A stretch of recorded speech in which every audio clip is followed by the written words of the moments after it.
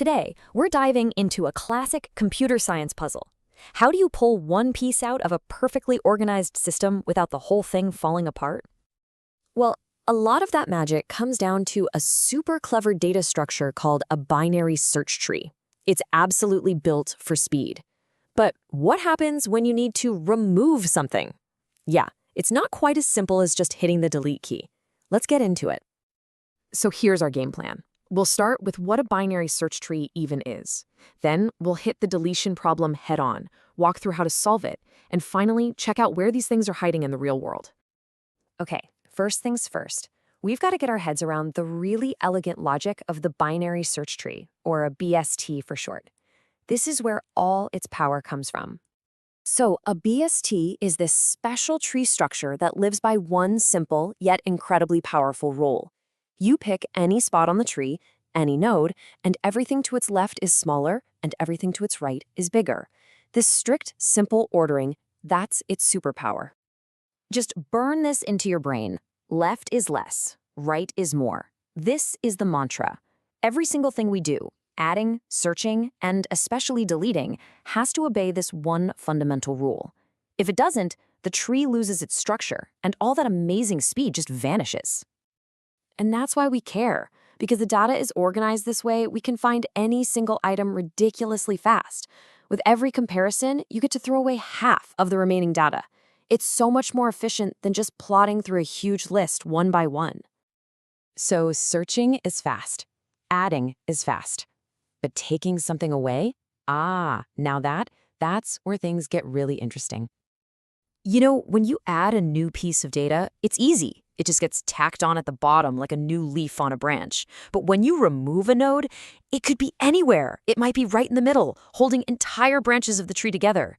You can't just yank it out. The whole structure could come crashing down. And this is the heart of the challenge. This isn't demolition, it's surgery. We have to go in, remove one specific node, and then carefully stitch the tree back together so that our golden rule, left is less, right is more, is still true for every single node.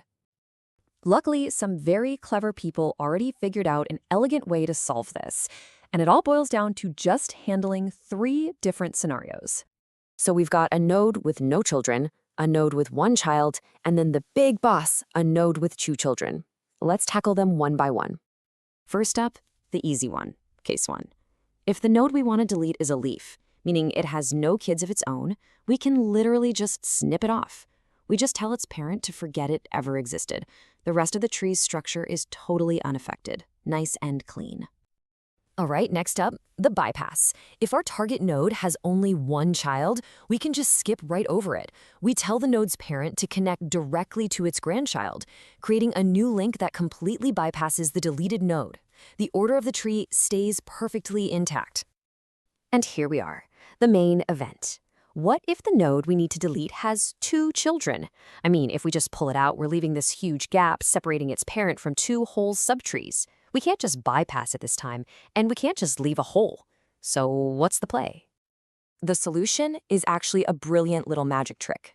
Instead of really deleting the node, we find its perfect replacement, something called the in-order successor. We copy the successor's value right on top of the node we're trying to delete. Now we have a duplicate value, right? So we just have to delete the original successor node, which conveniently is now always going to be one of the easy cases, either case 1 or case 2. How cool is that? So what is this in-order successor? It's just the node with the very next highest value in the entire tree. And to find it, all you do is go to the right child once and then go as far left as you possibly can. That's it. This guarantees you found the perfect replacement that keeps our left is less, right is more rule in check. Okay, so it seems like we have our deletion logic all sorted out. But all of this adding and removing can lead to a kind of hidden problem over time. See, a BST is only fast if it's pretty well balanced, kind of bushy and wide. But if you add or remove a bunch of data in a specific order, the tree can become long and stringy, totally lopsided. And this is the absolute worst-case scenario. The tree degenerates into something that's basically just a slow, clunky linked list.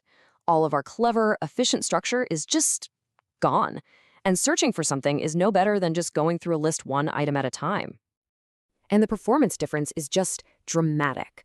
In a balanced tree, the average case, operations are what we call logarithmic time. It's incredibly fast. It means you could double the amount of data, and it only adds one extra step to a search. But in that unbalanced worst-case scenario, it becomes linear time. Double the data, you double the search time. It just doesn't scale. So the solution? Self-balancing trees. These are like the advanced BSTs, things like AVL trees or red-black trees. They have extra rules, and after every single insertion or deletion, they perform these clever little rotations to automatically keep the tree from getting too lopsided, which guarantees that super fast performance. All right, so we've gone deep into the theory, but where do these concepts actually show up in the real world? They are absolutely everywhere. A ton of programming languages use them under the hood to run fundamental things like maps and sets.